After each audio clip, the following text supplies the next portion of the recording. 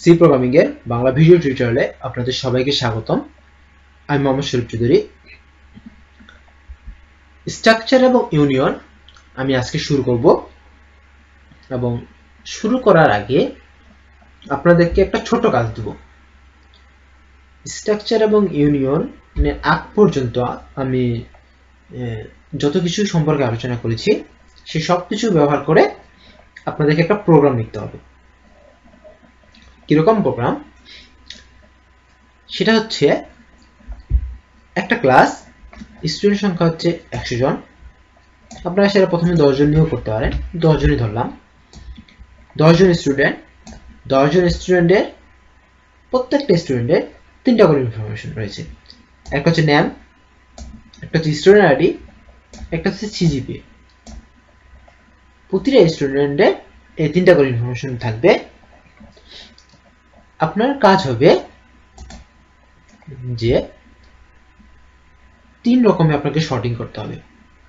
নাম wise sorting, student ID wise sorting এবং CGPA wise sorting. 3টা আপনাকে আলাদা ফাংশন করতে হবে। 3টা, একটা ফাংশন হবে নেম শর্ট, একটা ফাংশন হবে স্টুডেন্ট আইডি শর্ট, একটা ফাংশন হবে সিজিপিএ শর্ট। এখন যে কাজটা হবে, আমি যদি নেম শর্ট ফাংশনটা কল করি তাহলে সমস্ত অ্যারেটা মানে সমস্ত স্টুডেন্ট আইডি গুলো এমনভাবে প্রিন্ট করতে হবে। প্রথমে নাম ওয়াইজ শর্টিং হবে, তারপর ওই নাম ওয়াইজ শর্টিং এর যে নামের সঙ্গে তার স্টুডেন্ট আইডি কত, তার সিজিপিএ কত, এরকম এই আকারে শর্টিংটা হবে। তারপর যদি আমি স্টুডেন্ট আইডি ওয়াইজ শর্ট করি তাহলে স্টুডেন্ট আইডি গুলো প্রথমে আসবে, তারপর ওই স্টুডেন্ট আইডি অনুসারে তার নাম কত, তার সিজিপিএ কত। তারপর যদি আমি সিজিপিএ ওয়াইজ শর্ট করি তাহলে প্রথমে সিজিপিএ আসবে, তার নাম কি, তার স্টুডেন্ট আইডি কত। অর্থাৎ একটা শর্টিং হলে যদি নেম ওয়াইজ শর্ট হয় তাহলে বাকিগুলো ওই অনুসারে শর্ট হবে। যদি নেম ওয়াইজ শর্টিং হয় তাহলে শর্টিংটা শুধুমাত্র নেমের জন্য গুরুত্বপূর্ণ।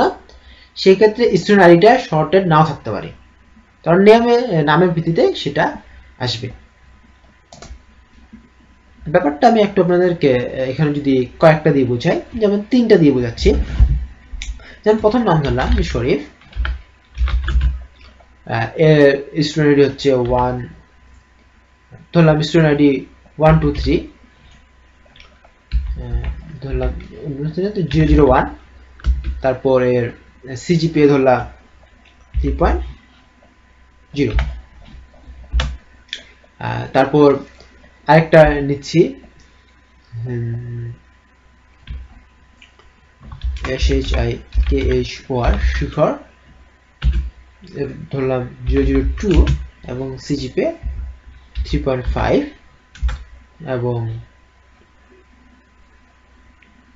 একটা ধরতেছি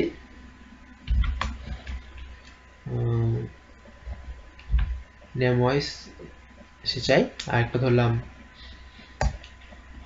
অবিনাশ, ABHI অবিনাশ, এর হচ্ছে 003 এবং সিজিপি হচ্ছে 3.75।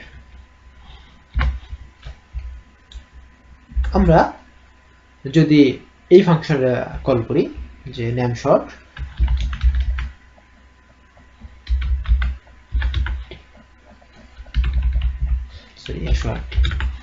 নেম শর্ট এটা যদি কল করি তাহলে এখান থেকে আমরা যে আউটপুটটা পাবো সেটা হবে এরকম।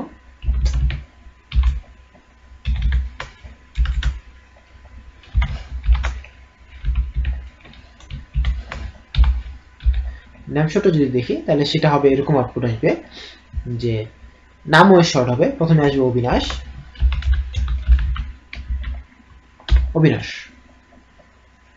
আসলো, তারপরে স্টুডেন্ট আইডি হচ্ছে 003 এবং সিজিপি হচ্ছে 3.75। তারপরে এখানে SHA শরীফ, এ আই এর থেকে যদি বড় সে ছোট তাহলে শর্টিং এখানে আগে শরীফ আসবে, তারপর আসবে SHARIF শরীফ 001 এবং আসবে 3.0, তারপরে আসবে শিখর SHIKHOR শিখর 002 এবং এর আসবে 3.5। এটা হচ্ছে নেম শর্ট। আমরা যদি আইডি শর্ট করি, আমরা যদি আইডি শর্ট ফাংশনটা কল করি, এখানে আপনারা প্যারামিটার ইউজ করতে পারেন, না ইউজ করতে পারেন, তবে সেটা মূল ব্যাপার না। মূল ব্যাপারটা হচ্ছে যে এই ফাংশনে যদি আমরা কল করি তাহলে আমরা আউটপুট পাবো এরকম।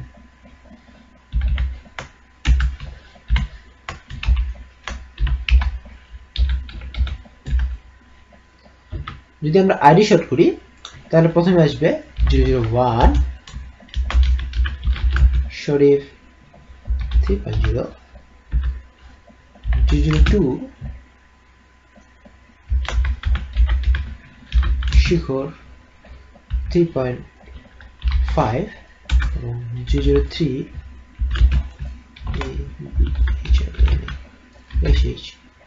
অবিনাশ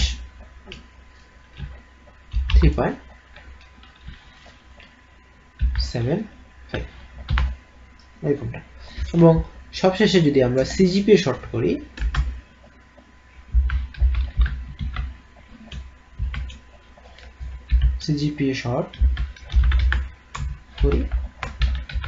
তাহলে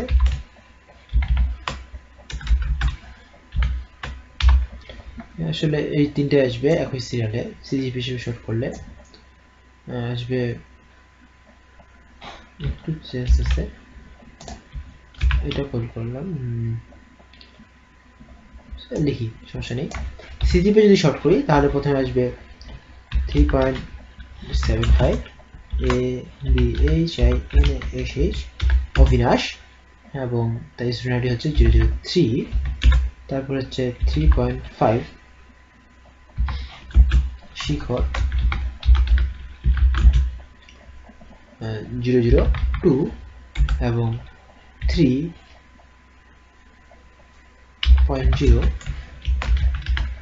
শরীফ 001।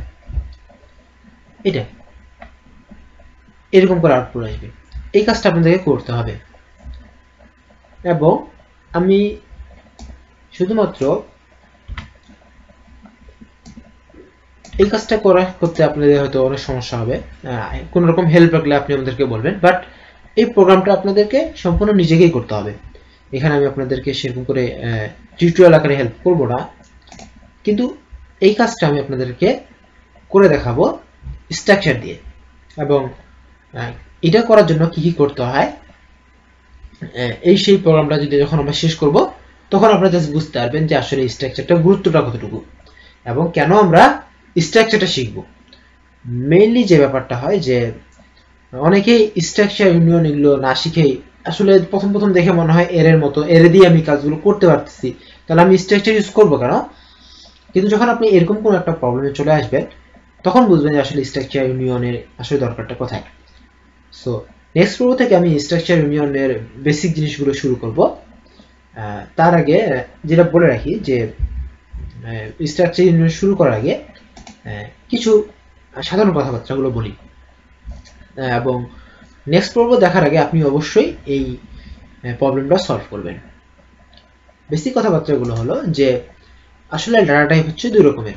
একটা হচ্ছে যে দেওয়াই থাকে যেটাকে বলা হয় প্রিমিটিভ ডাটা টাইপ, একটা হচ্ছে ইউজার ডিফাইন, মানে আমরা যেটা তৈরি করব এরকম ডাটা টাইপ।